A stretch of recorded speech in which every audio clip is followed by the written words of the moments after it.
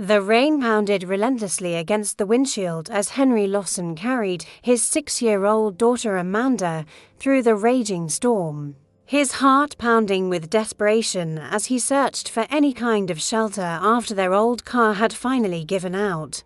Bolts of lightning cracked open the sky, briefly lighting up the chaos, and in that flash, he spotted an overturned SUV lying helplessly in the ditch ahead.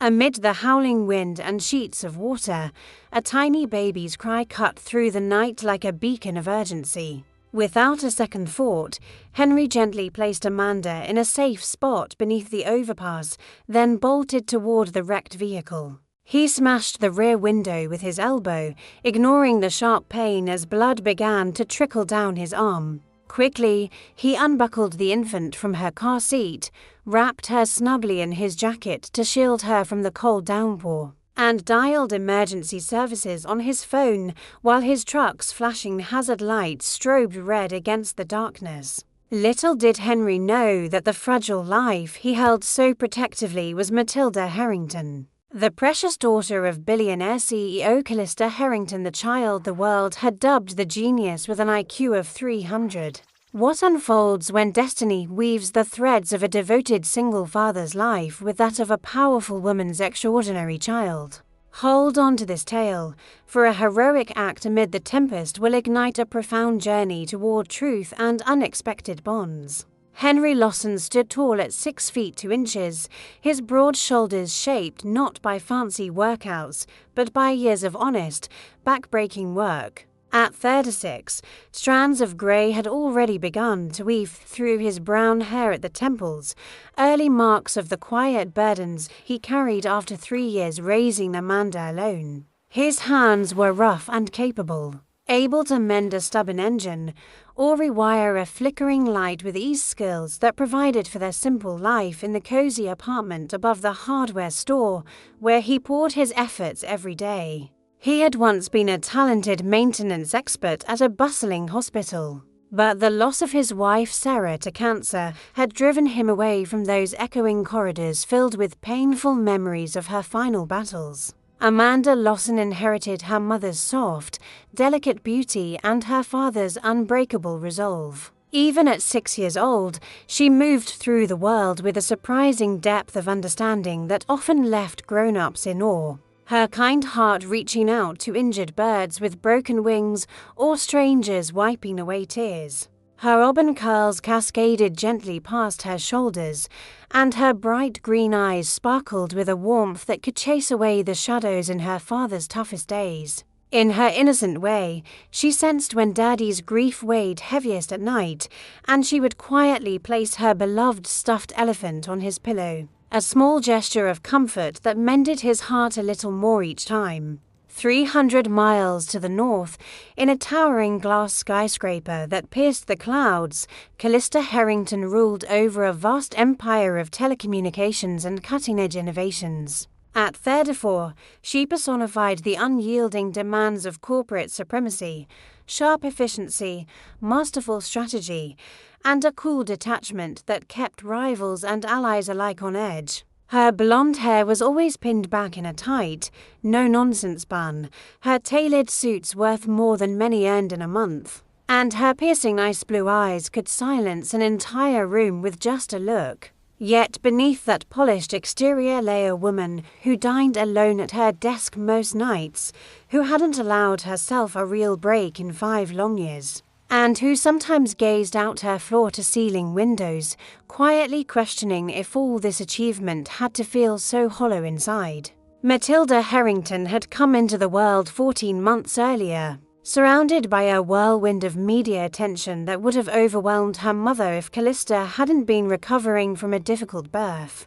A reporter had twisted a doctor's offhand remark about the baby's impressive alertness and quick progress into a wild headline, claiming a 300 IQ prodigy. In reality, Matilda was simply gifted beyond her tender age, with abilities that shone brightly but without any made-up numbers. She had her mother's refined features softened by plump baby cheeks, eyes that followed everything with intense curiosity, and a joyful giggle that could melt even the sternest expressions in the boardroom. The city where their paths would cross was a fragile gem on the Atlantic shore, a place of stark beauties and hidden dangers. Lavish penthouses loomed over areas prone to flooding, while outdated drains struggled against even ordinary rains, and sleek luxury cars shared the roads with weathered old trucks.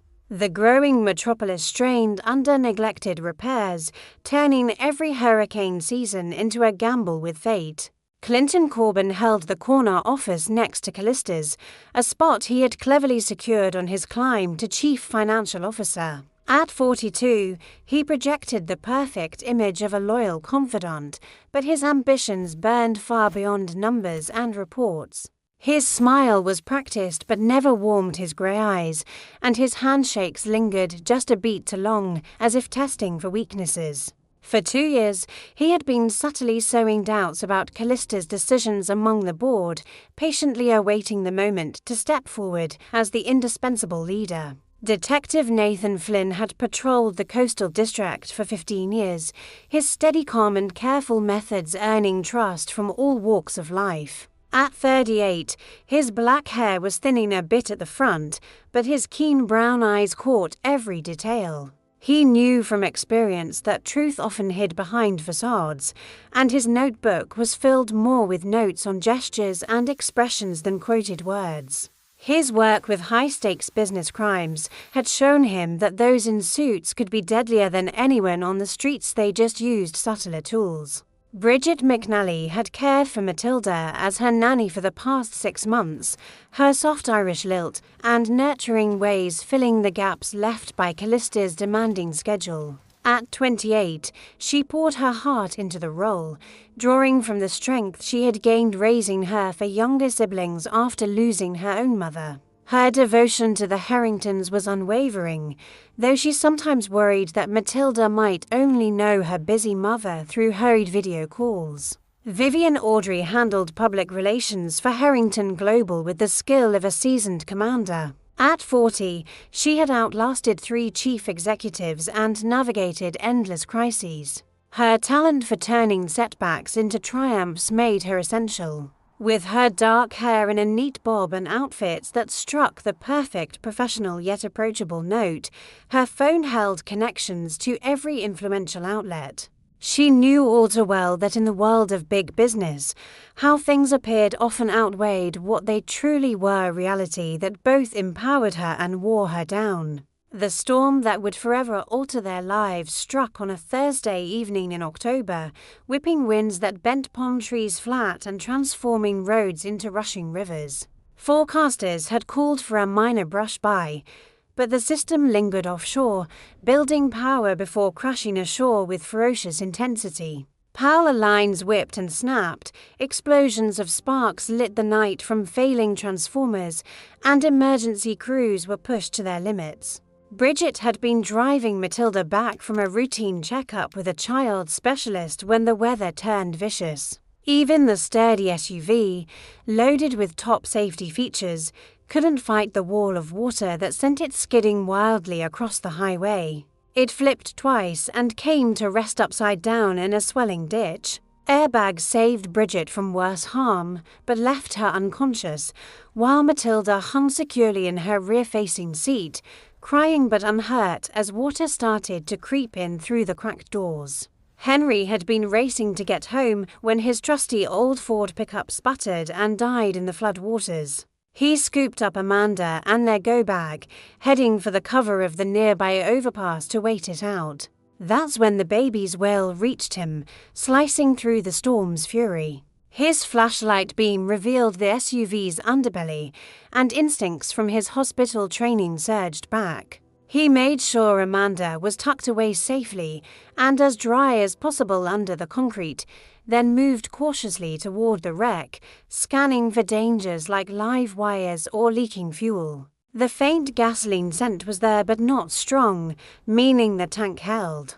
Doors were jammed or locked, so through the fractured rear glass, he spotted the car seat and the baby's tiny, waving limbs. Water was rising fast to the window edges. Wrapping his jacket around his elbow, he targeted the corner and shattered the tempered glass into harmless crumbs. He cleared the shards carefully, reached in, and sliced the straps with his pocket knife. A quick check showed no injuries on the infant, so he bundled her close in his jacket and pulled her free. Only then did he see the driver slumped forward, breathing steadily but with blood from a head wound. The emergency operator stayed on the line as Henry gave their exact spot, his voice calm amid the turmoil. He crouched to protect the baby from the rain, using his body as a barrier, monitoring her tiny breaths and heartbeat. His truck's hazards kept pulsing, guiding help through the deluge. Bridget stirred just as sirens approached,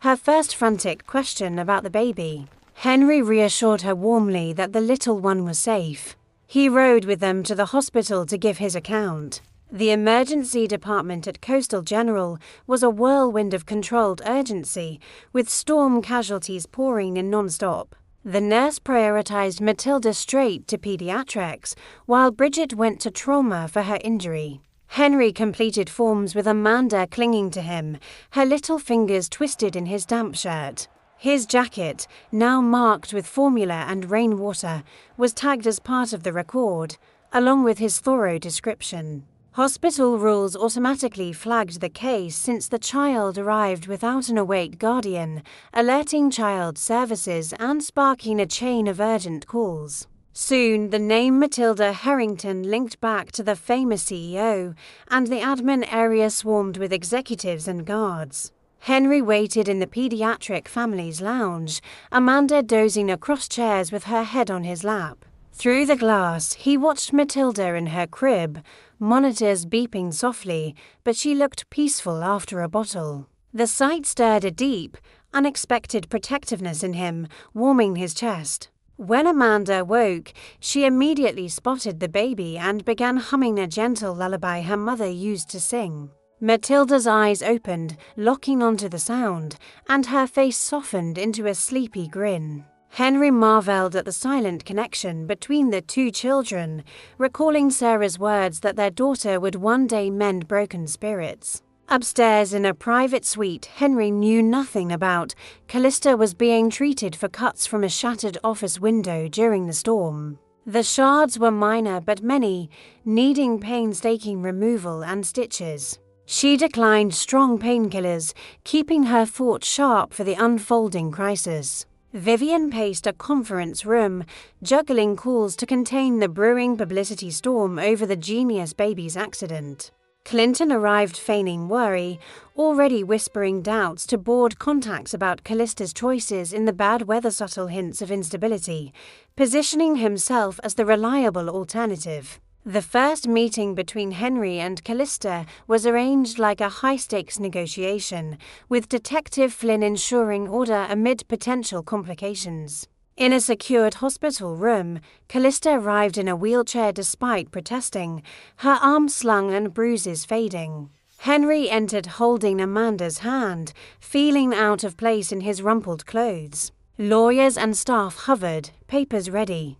Kalista spoke formally at first, gratitude scripted, but her voice wavered with raw feeling when their eyes met. She inquired genuinely about his cut arm, about Amanda, about how they fared in the gale, questions that caught her team off guard.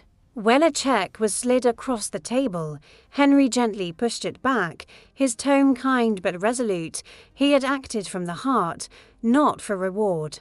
Amanda, doodling nearby, piped up that heroes like Daddy did not need prizes. The pure truth of it softened the room's tension.